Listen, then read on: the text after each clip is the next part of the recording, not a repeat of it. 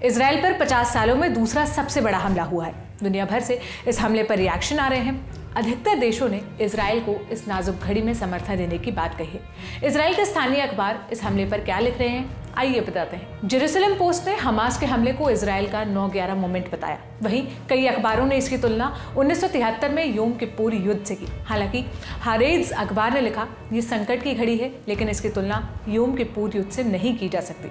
हारेट्ज ने लिखा, योम किप्पुर इजराइल का सबसे बड़ा फेलियर था। इस टर्म का उपयोग राष्ट्रीय आपदा और दुख को दर्शाने के लिए किया जाता है, लेकिन इस हमले की तुलना योम किप्पुर युद्ध से नहीं की जा सकती, क्योंकि वो हमारे यानी इजराइल के अस्तित्व की लड़ाई थी। अब की बार ऐसा नहीं है। अगर हिजबुल्लाह और हमास दोनों मिलकर भी लड़े तो भी इजराइल नहीं हारने वाला। अखबार ने इस हमले को इंटेलिजेंस फेलियर करार दिया है। साथ ही प्रधानमंत्री नेतन्याहू को लेकर एक दिलचस्प टिप्पणी की है। अखबार ने लिखा, नेतन्याहू का नाम प्रधानमंत्री गोल्डा मीर के साथ एक बदनाम लिस्ट में जुड़ गया है। ये वो नेता है जिन्होंने अपने अंडर इजराइल पर इतना बड़ा हमला होने दिया। एक दूसरे अखबार हारेट्ज ने अपने संपादकीय में सीधे सीधे प्रधानमंत्री नेतन्याहू को कसूरवार ठहराया। अखबार ने लिखा, मिस्टर सिक्योरिटी नेतन्याहू की सरकार इस हमले की दोषी है। प्रधानमंत्री बार बार सुरक्षा मामलों में अपने विशाल राजनीतिक अनुभव का जिक्र करते हैं। उन्होंने धुर दक्षिणपंथी इतमार बेन ग्विर को अपना रक्षा मंत्री बनाया।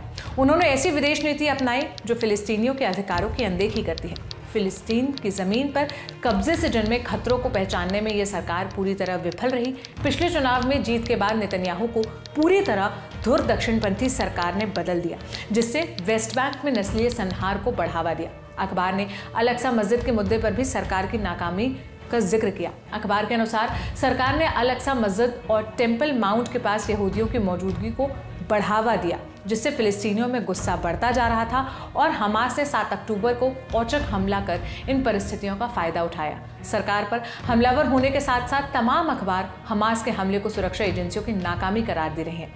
हारेट्ज ने लिखा, अब हमारा और इजराइल के युद्ध में चाहे जो हो, ये हमारी हार है। अधिकतर अखबार हमले और इजराइल की जवाबी कार्रवाई की पल पल की खबरें दे रहे हैं। जेरूसलम पोस्ट लगातार अपने सोशल मीडिया हैंडल से न्यूज़ दे रहा है। हमले के बाद से जेरूसलम पोस्ट की वेबसाइट डाउन चल रही है। अखबार ने अपने सोशल मीडिया हैंडल से जानकारी दी कि अखबार की वेबसाइट पर साइबर हमला हुआ है। अखबारों ने हमास के हमले से जुड़ी घटनाओं को भी विस्तार से छापा है। टाइम्स ऑफ इजराइल ने सोशल मीडिया पर चल रहे एक वीडियो की कहानी छापी। इस वीडियो में एक बच्चा अपनी माँ के साथ खड़ा है। उन्हें हमास के लड़ाकों ने घेर रखा है। बच्चा अपनी माँ से पूछता है, क्या ये हमें मार देंगे? इस पर माँ जवाब देती है, नहीं। उन्होंने कहा, वे नहीं मारेंगे। ऐसे हजारों वीडियो हैं जो इजराइल के सोशल मीडिया पर घूम रहे हैं। टाइम्स ऑफ इजराइल के अनुसार इस हमले ने इजराइल के नागरिकों को पूरी तरह सकते में डाल दिया है। हमले के वक्त लोगों ने लगातार सोशल मीडिया पर लिखा कि सेना और पुलिस पूरी तरह से नदारद दिखी।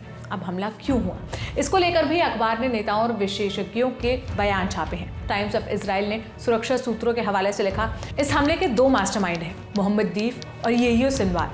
दोनों हमास के लीडर हैं। दीफ का परिवार इजरायली फोर्सेस के एक हमले में मारा गया था। वहीं येहियो सिनवार को 22 साल तक इजराइल की जेल में कैद रखा गया। कई अखबारों ने इस हमले के बाकी पहलू भी छापे हैं। मसलन अधिकतर अखबारों ने मशहूर इजरायली टीवी सीरीज फौदा के लेखक आवी इज़ाखरोव का एक बयान भी प्रमुखता से छापा। सोशल मीडिया एक्स पर आवी ने लिखा है, हमास के लीडरशिप को ऐसी सफलता की उम्मीद नहीं थी। वो 2 या 3 लोगों को अगवा करने का मंसूबा लेकर आए थे, लेकिन उनको ये जीत उन्हीं के लिए मुसीबत का सबब बन गई। इस हमले ने पूरे इजराइल को एकजुट कर दिया है। अब कुछ भी पहले जैसा नहीं रहेगा। हारेट्ज अखबार की रिपोर्ट के मुताबिक हमले से पहले इजराइल राजनीतिक रूप से बटा हुआ था। तनाव पैदा करने वाले काफी मसले थे, लेकिन इस हमले ने सभी मतभेदों को पीछे धकेल दिया है। पक्ष विपक्ष के नेता तात्कालिक रूप से ही सही साथ आ गए हैं। इजराइल के लोगों को एहसास हो रहा है कि दुश्मन उनकी कमजोरी का फायदा उठाएंगे। इजराइल हयोम नाम के अखबार ने इस हमले पर अपनी टिप्पणी छापी है। अखबार ने लिखा है, यह हमला हमारे घर पर हमला है, यह हमारे अस्तित्व की लड़ाई है। इस हमले ने हमें याद दिला दिया है कि हम कौन हैं, कहां, क्यों, किसके लिए लड़ रहे हैं। इसी के साथ इस खबर में इतना ही। ये लिखा था मेरे साथी कमल ने। इजराइल से जुड़ी हर अपडेट पाने के लिए आप दी ललन टॉप देखते रहिए। मेरा नाम सोनल है। आप अपनी राय कमेंट बॉक्स में साझा कर सकते हैं। शुक्रिया।